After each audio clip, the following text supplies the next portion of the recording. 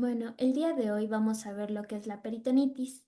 La peritonitis es la inflamación del peritoneo, la membrana que recubre la cavidad abdominal y los órganos en su interior. Es una emergencia médica, se manifiesta por dolor abdominal intenso, sensibilidad, rigidez muscular y signos de irritación peritoneal. Si no se trata a tiempo, puede progresar rápidamente a sepsis y shock, poniendo en riesgo la vida del paciente. Su diagnóstico y manejo oportuno son fundamentales para reducir la morbimortalidad, por lo que los estudios de imagen son cruciales para confirmar el diagnóstico, identificar la causa y guiar el tratamiento. En nuestro medio, la principal causa de peritonitis suele ser la perforación del apéndice. En cuanto a los estudios de imagen, tenemos a la radiografía simple de tórax y de abdomen. Su utilidad en peritonitis es limitada. Puede mostrar signos indirectos como neumoperitoneo en caso de perforaciones, niveles hidroaéreos, porilio paralítico o distensión de asas. No permite ver directamente la peritonitis, pero sí sugerir complicaciones asociadas. También tenemos la ecografía abdominal. Su utilidad es de moderada a alta, especialmente útil en niños y embarazadas. Puede detectar líquido libre, abscesos, engrosamiento de asas y otros signos indirectos. No visualiza la inflamación peritoneal directa, pero sí sus complicaciones. También tenemos la TC abdominopélvica, que es el estudio de elección para la peritonitis. Tiene alta sensibilidad y especificidad. Visualiza directamente el engrosamiento del peritoneo, líquido libre, burbujas de gas, abscesos y signos de inflamación. También tenemos lo que es la resonancia magnética abdominal. Es poco utilizada de rutina por el tiempo y el costo, pero es muy sensible. Es útil si no se puede usar una TC. Nos permite ver líquido, abscesos y engrosamiento peritoneal. Tenemos también lo que son los estudios contrastados, como el tránsito intestinal y el enema varitado. No se usan para diagnosticar peritonitis de forma directa. Nos permiten valorar perforaciones, obstrucciones o fugas, pero no la inflamación peritoneal como tal. Y por último tenemos la laparoscopía diagnóstica. Sí permite ver peritonitis directamente, pero no se la utiliza por ser un método invasivo. En cuanto a la clasificación de las peritonitis, tenemos que se dividen en primarias, secundarias y terciarias. La peritonitis primaria, bueno, en este tipo de peritonitis no se identifica un foco infeccioso intraabdominal claro. La variante más común es la peritonitis bacteriana espontánea, que suele presentarse en pacientes con enfermedad hepática avanzada y ascitis, debido a la colonización bacteriana del líquido ascítico. Otra situación frecuente es en personas sometidas a diálisis peritoneal, quienes tienen un riesgo elevado de desarrollar infecciones por la manipulación repetida del catéter peritoneal. En cuanto a la peritonitis secundaria, la infección surge a partir de un foco abdominal bien definido. Esto puede deberse a la perforación de una víscera hueca, como el apéndice, estómago, intestino o vesícula biliar. También puede deberse a complicaciones de cirugías abdominales o lesiones traumáticas que permiten el paso de bacterias hacia la cavidad peritoneal. Es la forma más frecuente en la práctica clínica y suele asociarse con un cuadro clínico más grave y polimicrobiano. Y por último, en la peritonitis terciaria, este tipo aparece principalmente en pacientes críticos e inmunocomprometidos y se define como la infección peritoneal persistente o recurrente que se presenta después de al menos 48 horas de haber recibido tratamiento adecuado para una peritonitis primaria o secundaria.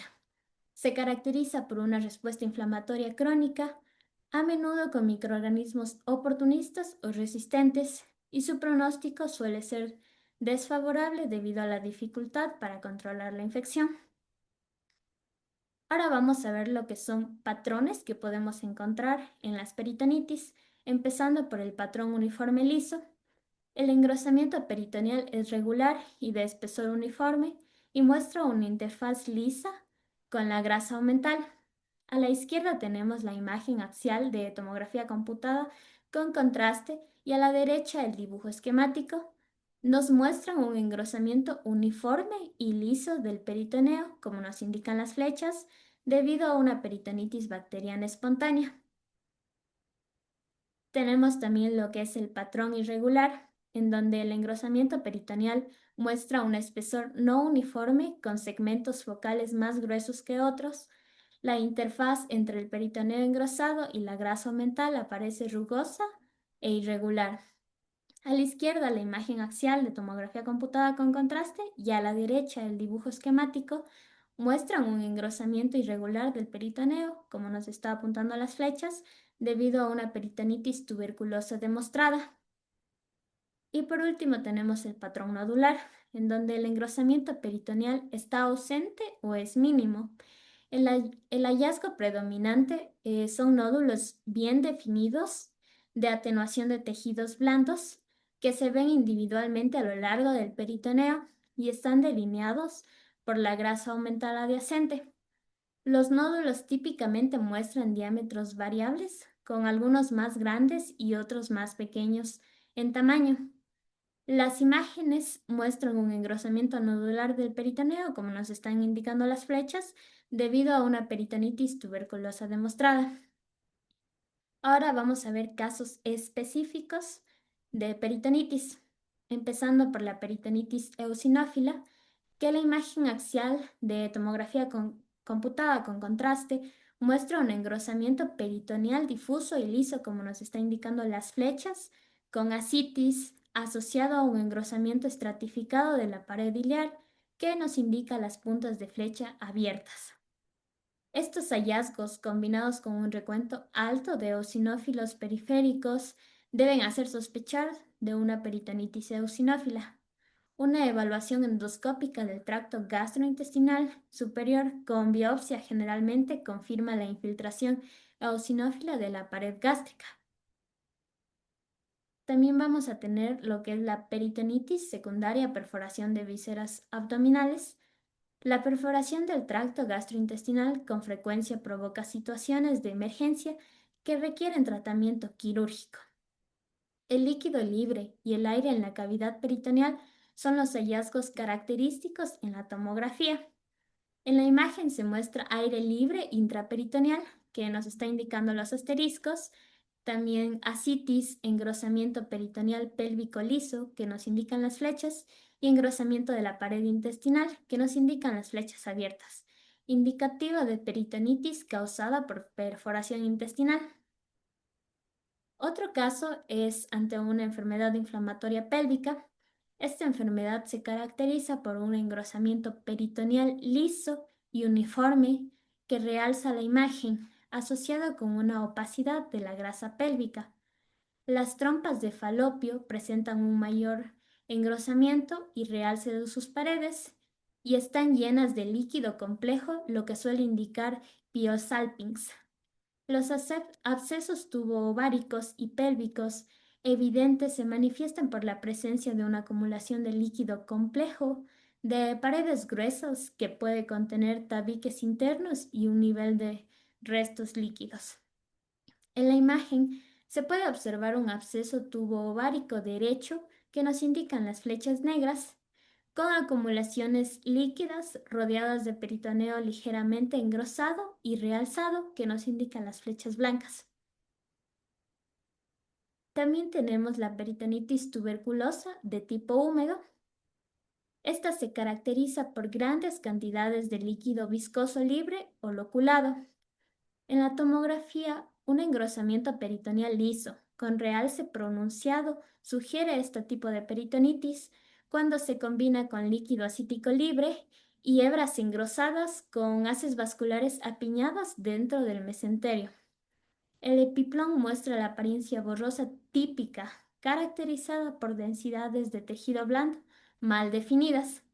En esta imagen se muestra lo que es la citis y engrosamiento peritoneal liso, abdominopélvico difuso, lo que nos indica las flechas, asociado con un aspecto borroso de la grasa mental, lo que nos indica las puntas de flecha. Hebras de tejido blando con haces vasculares apiñadas en el mesenterio del intestino delgado, como nos indican los asteriscos, y ganglios linfáticos gaseosos, que nos indican las puntas de flecha abiertas. El patrón de engrosamiento peritoneal liso, junto con la apariencia típica del epiplom y el mesenterio, diferencia la peritonitis tuberculosa de una carcinomatosis peritoneal. Tenemos otro ejemplo que es la esclerosis peritoneal encapsulante. Esta puede ser idiopática o secundaria a diálisis peritoneal ambulatoria crónica. Se caracteriza por un proceso inflamatorio difuso que resulta en fibrosis peritoneal generalizada. Los hallazgos característicos de la tomografía son un engrosamiento peritoneal delgado e irregular, la presencia de asas de intestino delgado agrupadas en el centro del abdomen, revestidas por una membrana gruesa, acumulaciones de líquido loculadas o ascitis macroscópica, calcificación de la pared intestinal peritoneal y serosal y calcificaciones sobre la cápsula hepática, el vaso y la pared peritoneal posterior. Bueno, en esta imagen, la TC abdominal axial con contraste muestra el líquido abdominal rodeado de peritoneo parietal, como nos indican las flechas, y visceral, que nos indican las puntas de flecha abiertas, engrosado y parcialmente calcificado. Igualmente, en este caso de esclerosis peritoneal encapsulante, se puede observar calcificaciones por complicación de diálisis peritoneal continua ambulatoria. Ahora, este caso es de una peritonitis tuberculosa de tipo seca o plástica. Esta se caracteriza por nódulos gaseosos, reacción peritoneal fibrosa y adherencias densas. Ante un patrón irregular de engrosamiento peritoneal, se debe considerar la posibilidad de una peritonitis tuberculosa si se asocia con un patrón manchado mental y ganglios linfáticos gaseosos agrandados. Además, otros hallazgos auxiliares, como el engrosamiento de la pared iliocecal, la esplenomegalia y las calcificaciones esplénicas pueden ayudar a orientar el diagnóstico en el contexto clínico adecuado. La imagen muestra un engrosamiento peritoneal irregular, como nos indican las flechas, y afectación difusa del epiplom, lo que nos indica las puntas de flecha, asociada con ganglios linfáticos gaseosos, lo que nos indica las puntas de flecha abiertas. Otro caso de peritonitis tuberculosa es la del tipo fibrótico fijo. Se caracteriza por la formación de una masa aumental y asas intestinales y mesenterio enmarañados. Puede mostrar un patrón de engrosamiento peritoneal nodular, como observamos en la imagen que muestra engrosamiento nodular difuso peritoneal, lo que nos indica las flechas, y mesentérico, lo que nos indica los asteriscos. Estos hallazgos dificultan la diferenciación de la afectación peritoneal neoplásica, por lo tanto, esta afectación representa una gran limitación. Sin embargo, cuando las características clínicas lo avalan, el radiólogo debe considerar la peritonitis tuberculosa como diagnóstico alternativo a la carcinomatosis peritoneal. Ahora, en cuanto a la sospecha de peritonitis por úlcera perforada, ante esta sospecha, intentaremos encontrar el punto de perforación, observando una discontinuidad de la pared, como podemos observar en las áreas encerradas en el círculo. Aunque esto no es una constante, debido a que depende del calibre del orificio, al no ser posible ver el orificio perforado, los signos indirectos son igualmente importantes, como pueden ser las burbujas de aire de neuroperitoneo como tal, en regiones próximas a la lesión u otras localizaciones típicas del hemiabdomen superior, como son los espacios subfrénicos, el espacio paracólico superior derecho, el ligamento hepatogástrico, gastroesplénico y el espacio de Morrison. Otros hallazgos típicos son la afectación de la grasa periférica a la lesión, la presencia de líquido libre intraabdominal, la ingurgitación vascular o la presencia de adenopatías reactivas locorregionales. En esta imagen, las flechas nos indican la presencia de líquido libre perihepático, así como periesplénico. Y en esta otra se puede observar la ingurgitación de la vasculatura local como signo indirecto inflamatorio.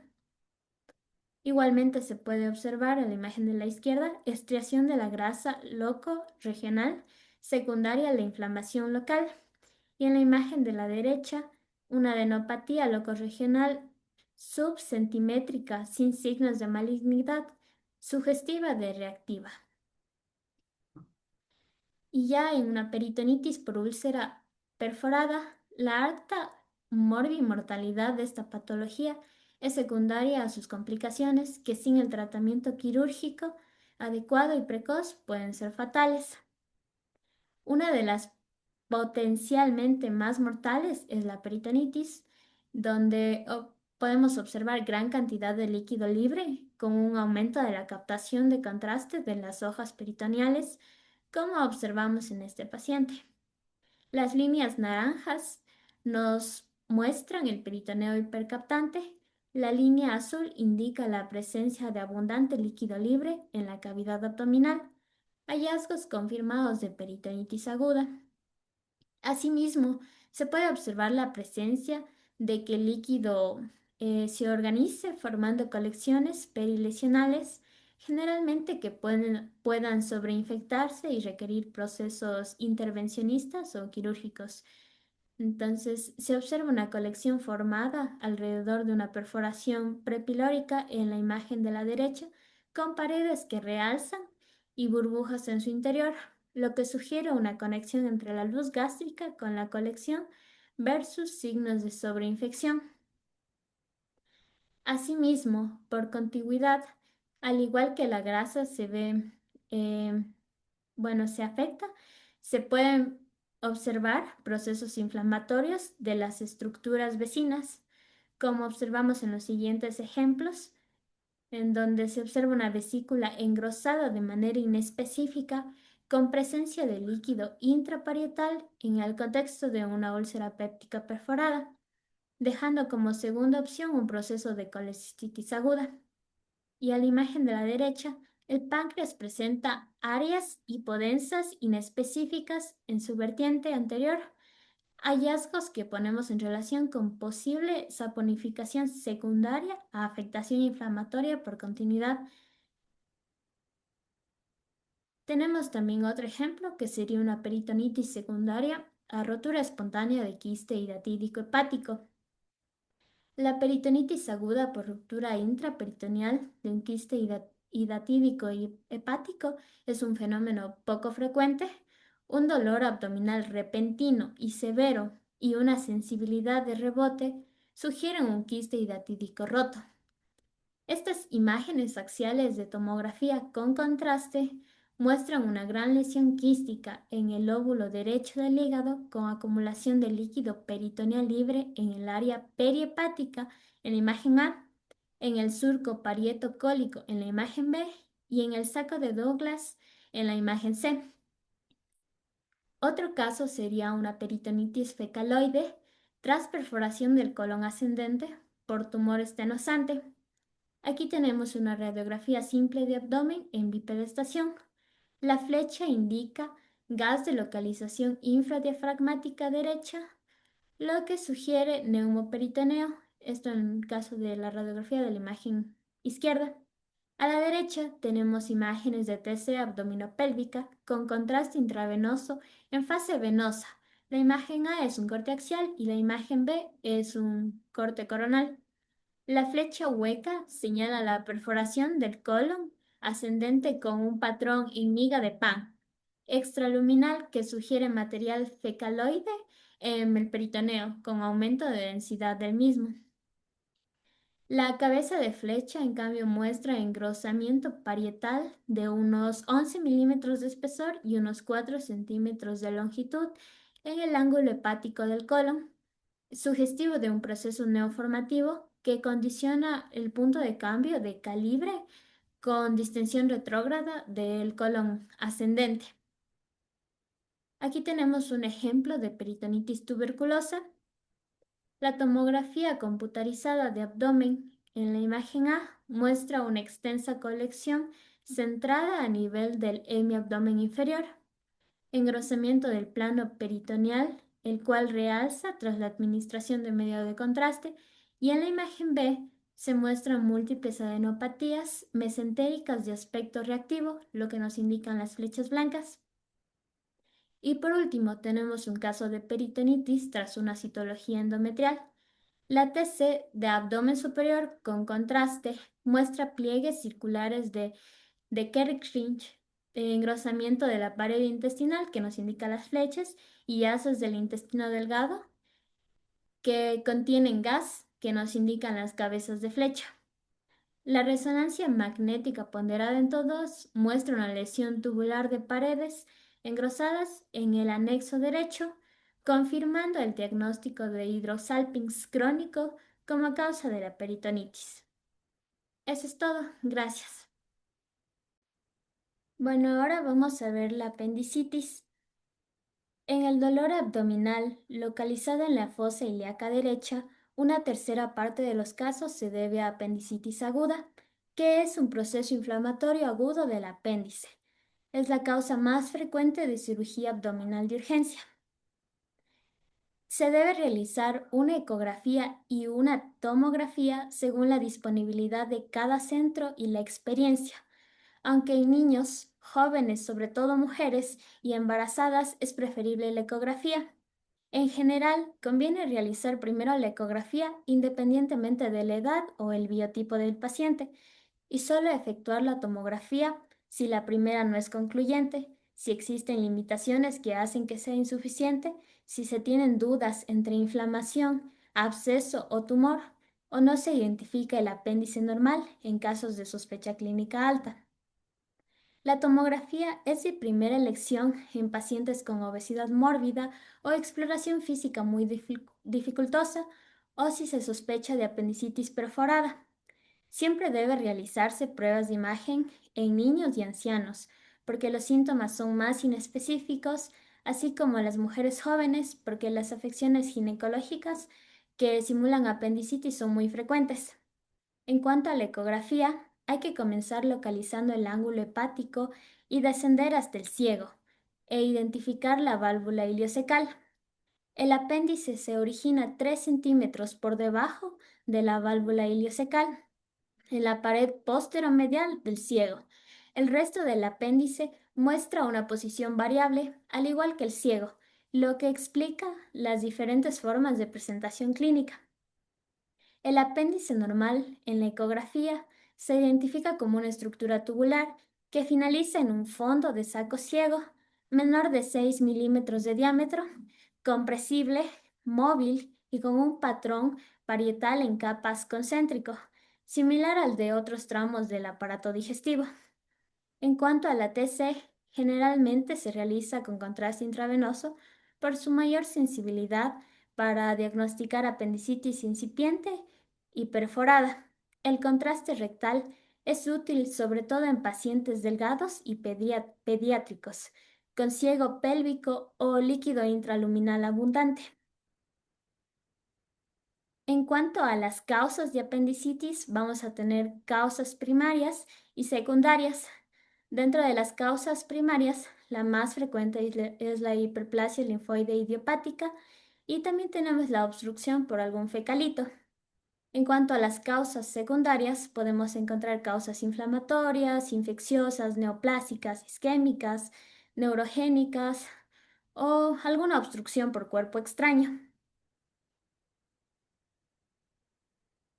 El apéndice es una estructura, como ya les dije, tubular, situada en la base del ciego y aunque en humanos se considera vestigial, su inflamación causa apendicitis aguda. Su longitud habitual es de 8 a 10 centímetros y su localización anatómica influye significativamente en la forma en la que se manifiestan los síntomas clínicos. El 75% se va a encontrar en una localización retrocecal retrocólico.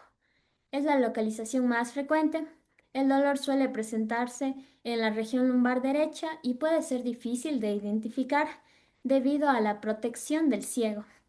Habitualmente no hay rigidez ni dolor a la palpación profunda, pero puede haber dolor al extender la cadera por irritación del psoas.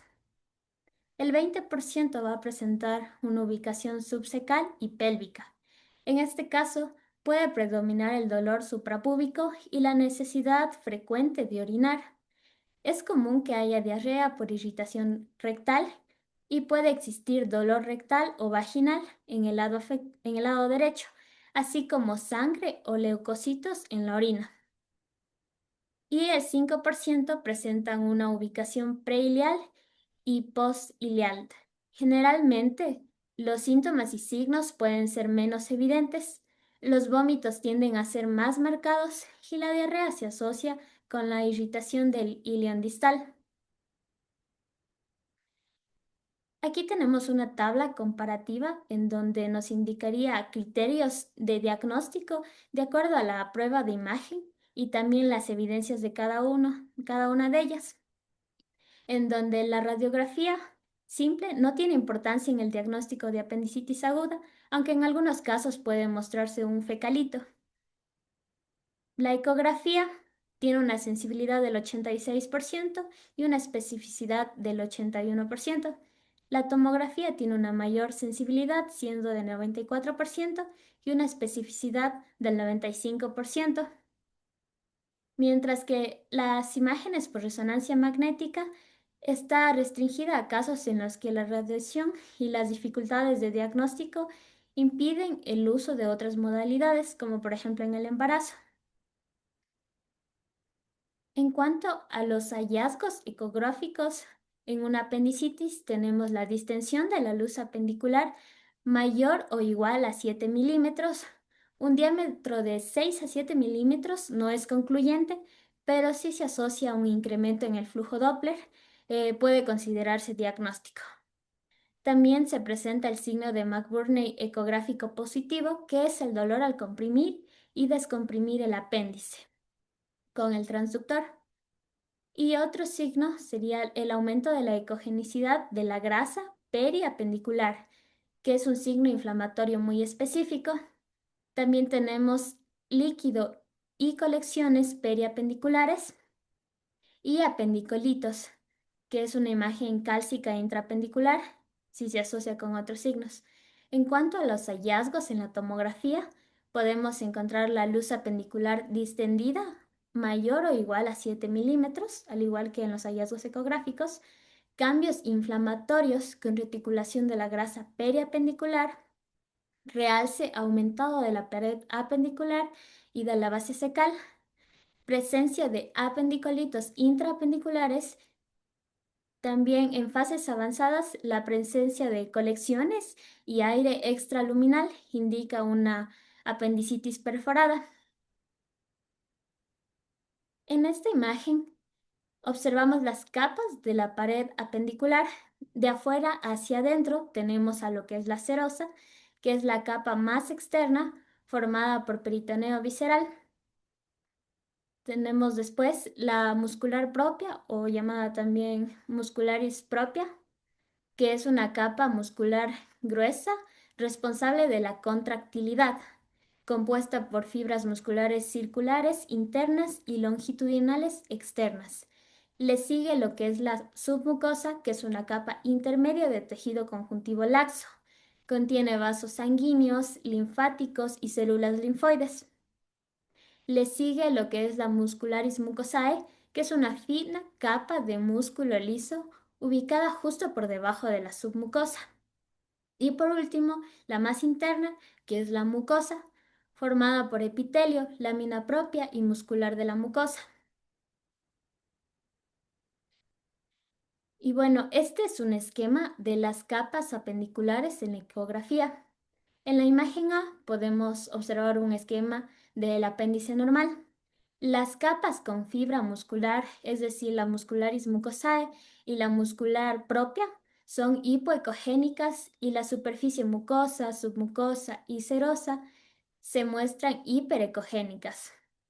El apéndice normal habitualmente presenta una morfología ovalada en los cortes axiales.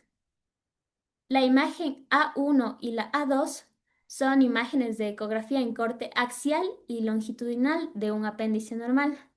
La superficie mucosa presenta gas que sugiere permeabilidad, como nos indica la flecha. La capa submucosa es fina, como nos indica el asterisco. La imagen B y B1 es un esquema y una imagen axial de una apendicitis aguda, donde se evidencia engrosamiento de la capa submucosa, que nos indica el asterisco, pérdida de la capa mucosa y colapso de la luz apendicular, como nos indica la flecha, e hiperecogenicidad de la grasa del mesoapéndice, como nos indica la estrella. La imagen de la C y la C1 es un esquema e imagen sagital de una apendicitis aguda con discontinuidad de la capa submucosa, como nos indica las cabezas de flecha, que indica una probable apendicitis gangrenosa. La imagen D es un esquema de una apendicitis aguda donde predomina el contenido endoluminal. Y por último, la imagen D1 y D2 son imágenes axial y sagital con modo Doppler color, en donde se evidencia un apéndice en el que predomina el contenido endoluminal. La submucosa se encuentra hiperémica, como nos indica el asterisco.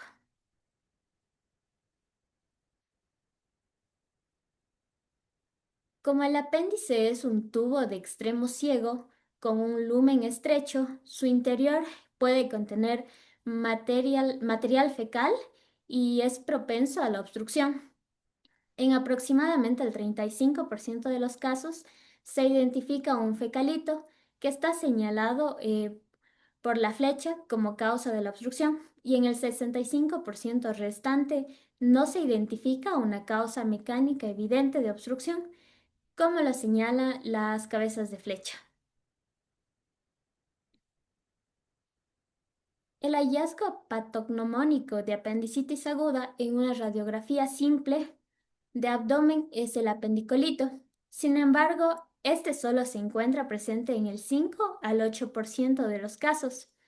El apendicolito se observa como una masa nodular con densidad similar a la del calcio y que se proyecta en fosa ilíaca derecha, como se puede observar en la imagen de la derecha. Otro de los signos radiográficos de apendicitis aguda es la mala definición de la línea grasa del músculo psoas del lado derecho. A este signo se le conoce como signo del psoas, que se puede observar en la imagen C de la izquierda, marcada con una flecha blanca.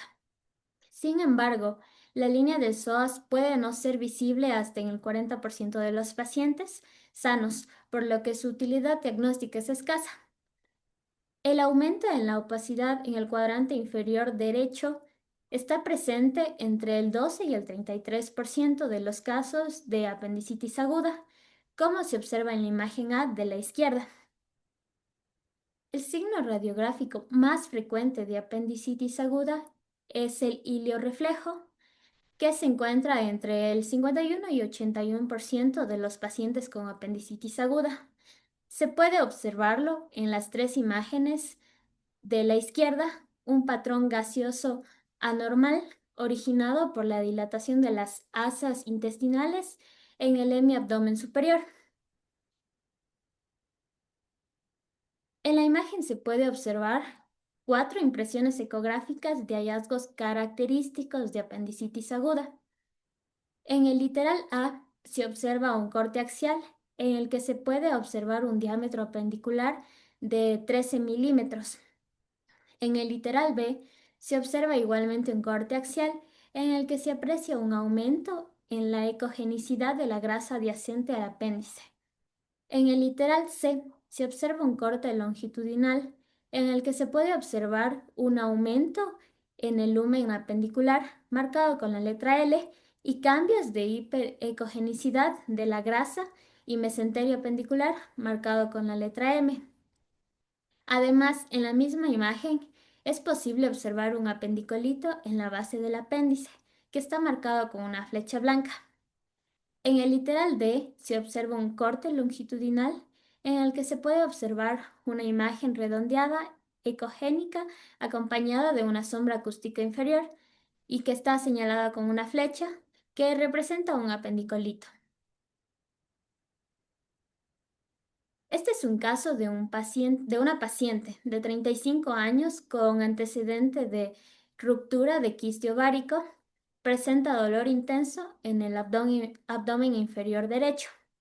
Se realizó una ecografía transabdominal pélvica, incluyendo la fosa ilíaca derecha, la cual fue normal. Por tal motivo, se procedió a realizar una ecografía transvaginal. En cuanto al informe ecográfico, se observa una masa tubular llena de líquido, de extremo ciego y dolorosa a la palpación, en la región anexial derecha, con líquido libre circundante. Se evidencia aumento del flujo sanguíneo en la pared de la estructura tubular adyacente a los vasos ilíacos. A pesar de tratarse de una evaluación transvaginal, los hallazgos son compatibles con apendicitis aguda. El diagnóstico diferencial principal es la salpingitis aguda. Sin embargo, la estructura tubular visualizada es de extremo ciego y no está asociada al ovario, lo que favorece el diagnóstico de apendicitis sobre patología tubárica. Este es el caso de un paciente con dolor abdominal de 2 días de evolución. El apéndice se visualiza en toda su longitud. Se identifica un área focal con pérdida del signo de la estratificación mural en el apéndice, compatible con perforación y una colección adyacente.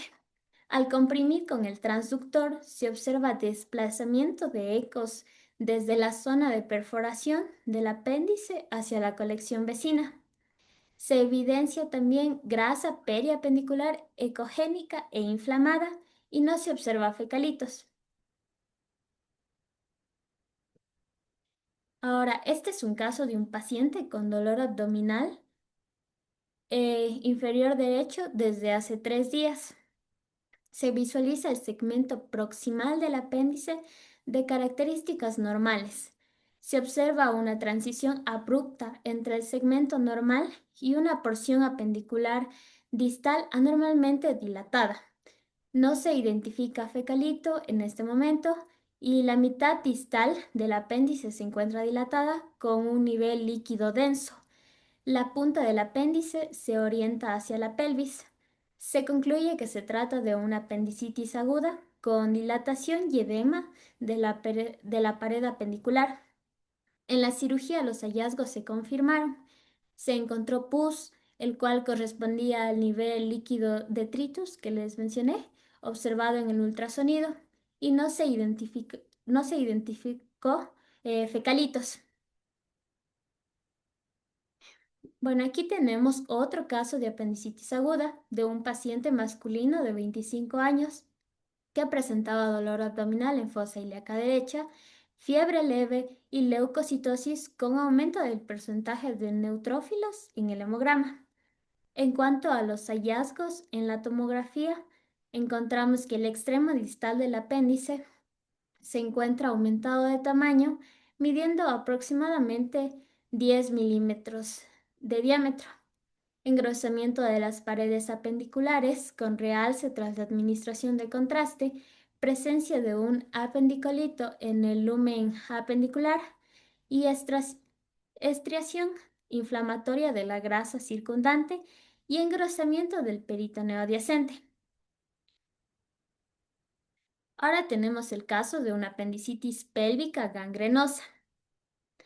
El caso corresponde a un varón de 70 años con dolor abdominal dolor abdominal bajo de presentación tardía, sin irradiación y predominantemente en la región suprapúbica, asociado a náuseas sin vómitos y estreñimiento de 3 días de evolución.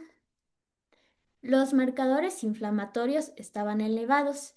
Inicialmente se sospechó de diverticulitis y se le realizó una ecografía, la cual mostró una mínima cantidad de líquido libre en pelvis. Posteriormente se le realizó la siguiente tomografía. Este caso destaca algunos signos importantes sugerentes de apendicitis gangrenosa, como lo que es la obstrucción proximal, la presencia de gas intraluminal e intramural e inflamación periapendicular marcada. Este es el caso como tal.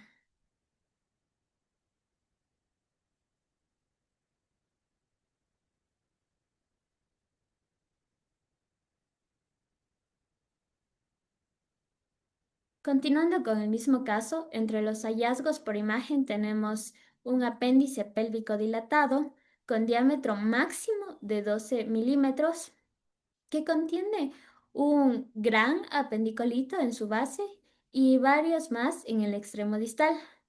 Hay presencia de gas intraluminal e intramural, así como realce parchado de la pared apendicular.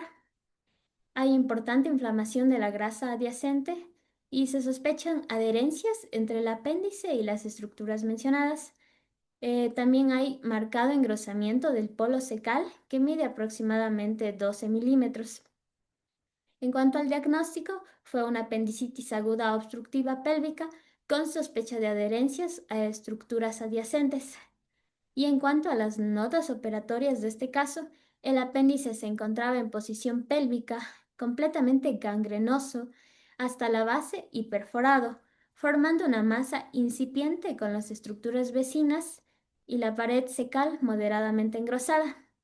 El apéndice fue liberado de las adherencias y se extrajeron dos fecalitos de la fosa ilíaca derecha. Ahora, en este caso, la apendicitis aguda es la urgencia quirúrgica no obstétrica más frecuente durante el embarazo. El diagnóstico y manejo de la apendicitis en gestantes representa un reto debido a los cambios fisiológicos y anatómicos propios de la gestación, además de la necesidad de salvaguardar la seguridad fetal. Este caso es de una paciente embarazada en el tercer trimestre que acude al servicio de emergencias por dolor intenso en el abdomen inferior derecho, náuseas y vómitos.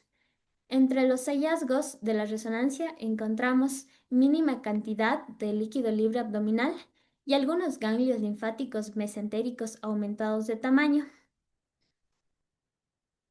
También observamos el apéndice dilatado, lleno de líquido, con engrosamiento parietal en el abdomen derecho, midiendo aproximadamente 14 milímetros en su diámetro máximo, lo que sugiere apendicitis. También encontramos defectos de llenado intraluminales con señal nula en T2, el mayor de aproximadamente 10 milímetros, sugestivos de apendicolitos, y extracción de la grasa periapendicular. Bueno, en este caso, tanto los datos clínicos como los hallazgos radiológicos son altamente sugestivos de apendicitis aguda con apendicolitos, diagnóstico que fue confirmado posteriormente mediante una apendicectomía laparoscópica. Ahora tenemos el caso de una apendicitis aguda causada por un palillo de bambú. Este caso es de un paciente masculino de 20 años de edad que presenta fiebre acompañada de dolor en la fosa ilíaca derecha. Los análisis de sangre muestran leucocitosis con aumento del porcentaje de neutrófilos. El apéndice en la fosa ilíaca derecha se encuentra dilatado, midiendo aproximadamente 14 milímetros de diámetro, con engrosamiento parietal, inflamación de la grasa periapendicular, engrosamiento peritoneal y engrosamiento de la base cecal adyacente. En el lumen apendicular se observa un cuerpo extraño, delgado y alargado aproximadamente de unos 3 centímetros, de mayor densidad en la imagen sin contraste. Este caso es un excelente ejemplo de signos clásicos de apendicitis, en donde está el apéndice engrosado, cambios inflamatorios periapendiculares y presencia de apendicolitos obstructivos. También de apendicitis en una localización atípica, en donde el apéndice se encuentra situado en una posición muy anteromedial. Y se evidencia también un apéndice muy largo, lo que puede llevar a presentaciones clínicas inusuales y dificultar el diagnóstico. Estos hallazgos subrayan la importancia de considerar las variaciones anatómicas y seleccionar adecuadamente los métodos de imagen, integrándolos con la evaluación clínica para un diagnóstico preciso. Se observa un apéndice de trayecto largo, engrosado e inflamado que se extiende medialmente con la punta situada por delante del útero, justo por encima de la cúpula vesical. En su interior se identifica varios apendicolitos, incluyendo uno calcificado que obstruye el ostium apendicular. Además, se observa una leve cantidad de líquido libre pélvico y no se evidencia neumoperitoneo ni colecciones intraabdominales. En estas imágenes observamos una localización atípica del apéndice.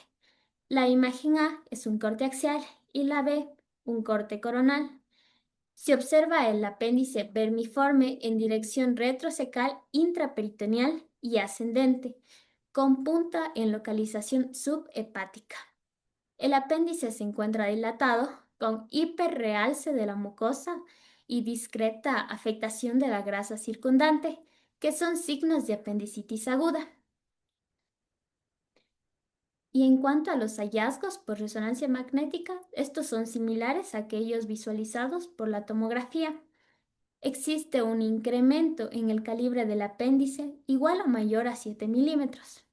En secuencia de difusión, existe restricción de la pared apendicular, cambios inflamatorios periapendiculares visualizados por resonancia como un aumento de intensidad de señal en secuencias potenciadas en T2 en la grasa pericecal, eh, presencia de apendicolito visualizando en la RM como imagen con pérdida de señal en secuencias potenciadas en T2 y se asocia con adenopatías perisecales mejor vistas en secuencias potenciadas en T2.